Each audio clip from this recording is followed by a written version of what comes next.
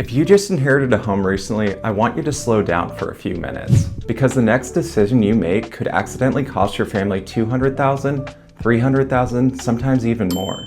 And the hardest part, most families never realize it's happening. Here in Orange County, I see it over and over again. Someone loses a parent or a loved one. Before the family even finishes those funeral arrangements, the letters show up, phone calls, text messages, cash buyers, investor, people promising simplicity. No repairs, no stress, close fast, and honestly, when you're grieving, dealing with siblings, probate paperwork, tenants, or a home that just hasn't been updated since the 70s, that offer feels like relief. But what families don't realize is that some buyers already understand something about your situation. They know you want closure, they know decisions feel heavy, and urgency can quietly become the most expensive part of the process.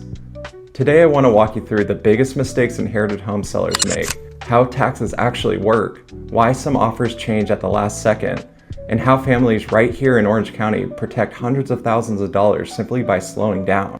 First, let's talk about why inherited homes are completely different than selling a normal house. When people think about selling real estate, they think about staging, open houses, and negotiations. Inherited homes, they're rarely like that. You're managing memories, furniture, family disagreements, legal timelines, insurance, utilities, sometimes tenants, sometimes deferred maintenance, sometimes decades of belongings. Suddenly, something that should feel like an asset starts feeling like a responsibility. That pressure makes fast solutions attractive, and speed is exactly where many families lose leverage. But here's the part almost nobody explains: taxes. This is called the step-up basis. This one conversation alone can change outcomes. Let's say your parents bought a Costa Mesa home decades ago for $150,000. Today it could be worth $1.4 million if they sold. Huge capital gains tax. But inheritance changes everything. When ownership transfers, your tax basis often resets close to the current market value, meaning families can sell shortly after and owe little to no capital gains tax.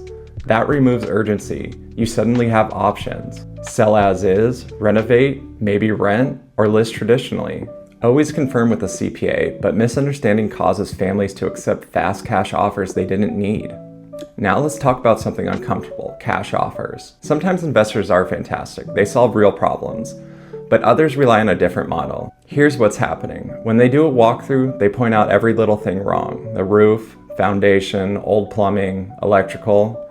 Suddenly, the house feels overwhelming. Then relief, a cash offer, no showings, and the family feels relieved. But sometimes right before closing, a new problem appears. Then they drop the price. It's called a retrade. And then families feel stuck because they already emotionally moved on. Recently here in Orange County, a family nearly accepted an offer that would have left more than $200,000 behind compared to listing properly.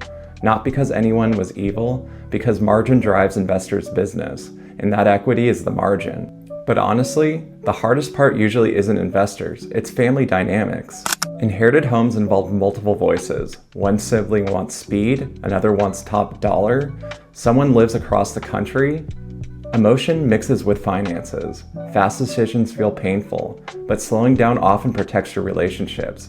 Because once a sale is closed, there's no undo button. So let's simplify this. If you inherit property tomorrow, what exactly should you do first? First, don't sign anything immediately.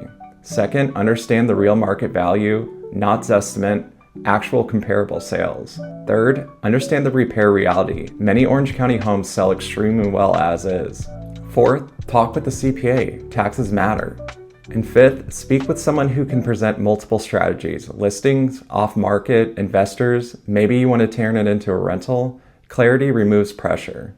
Now let's talk about something most families never consider, and that's timing. You don't always need to sell immediately. Sometimes cleaning, minor repairs, professional marketing creates a massive difference. Orange County buyers pay for opportunity, and strategy matters more than speed.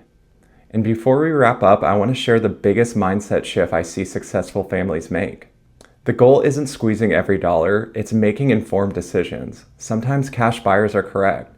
Sometimes listing changes everything. The difference is understanding options before committing. If you inherited a home here in Orange County and want clarity before making a decision, I put together case studies and resources showing how families protect their equity. Visit jasonvillani.com or reach out directly anytime, even if you just want a second opinion.